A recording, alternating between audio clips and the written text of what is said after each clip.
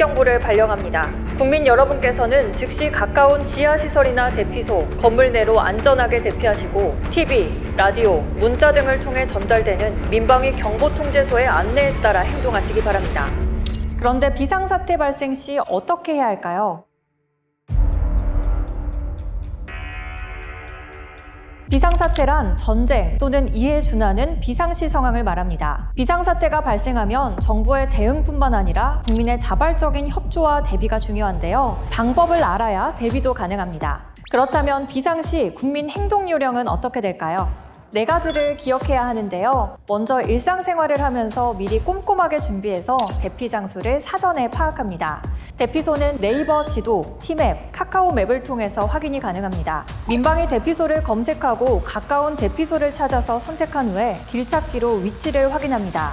생존 배낭에는 생수, 간편식, 손전등, 상비약, 라디오와 건전지, 화장지와 물티슈, 화생방 방독면, 마스크나 보모장갑, 장화, 비닐봉투 등을 미리 챙겨 놓습니다. 공습경보나 핵경보가 발령되면 안전하고 신속하게 대피한 후 신체를 보호합니다. 이땐 가까운 민방위 대피소로 이동해야 하는데요. 민방위 대피소로 갈 수 없는 위급한 경우 가까운 지하주차장 또는 콘크리트 건물 내 유리창이 없는 안전한 곳 등으로 대피해야 합니다.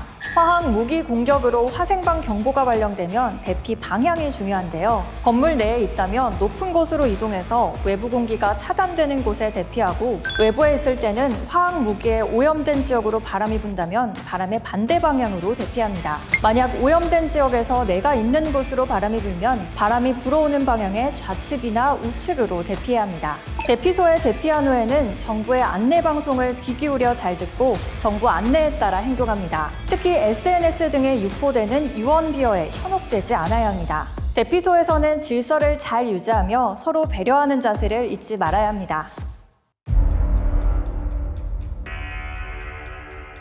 민방공 경보는 화생방, 핵무기를 포함한 적의 항공기, 유도탄 또는 지상이나 해상 전력에 의한 공격이 예상되거나 공격 중일 때 그 사실을 국민에게 신속히 알리기 위해 발령됩니다. 민방공 경보 체계는 5개의 형태로 이뤄지는데요. 적으로부터 공격이 예상될 때 음성 방송과 재난 문자로 경계 경보가 발령되면 즉시 TV나 라디오를 청취하며 정부의 안내에 따라야 합니다.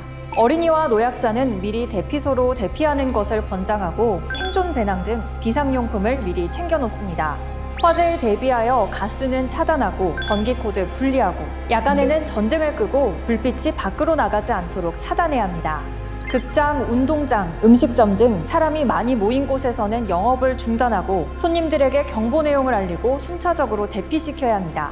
다음으로 항공기, 미사일 등 적의 공격이 임박하거나 진행 중일 때 사이렌과 음성방송, 재난문자로 공습경보가 발령됩니다. 사이렌은 1분간 울립니다. 대피는 가까운 지하시설 또는 유리창이 없는 건물 안으로 들어가야 합니다. 대피할 때는 화재 또는 단전이 있을 수 있으니 엘리베이터보다는 계단을 통해서 이동해야 합니다. 차를 타고 이동 중에는 도로 오른쪽에 차를 세우고 키는 차에 놓아둔 채로 가까운 민방위 대피시설 또는 지하 공간으로 신속히 대피합니다.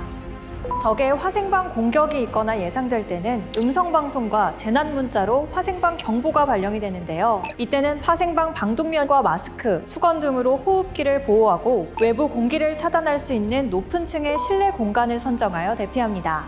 핵폭발이 일어나거나 예상될 땐 사이렌과 음성방송, 재난문자로 핵경보가 발령됩니다. 이때는 최대한 가까운 지하시설이나 화장실 등 건물 내 유리창이 없는 안전한 곳으로 대피해야 합니다.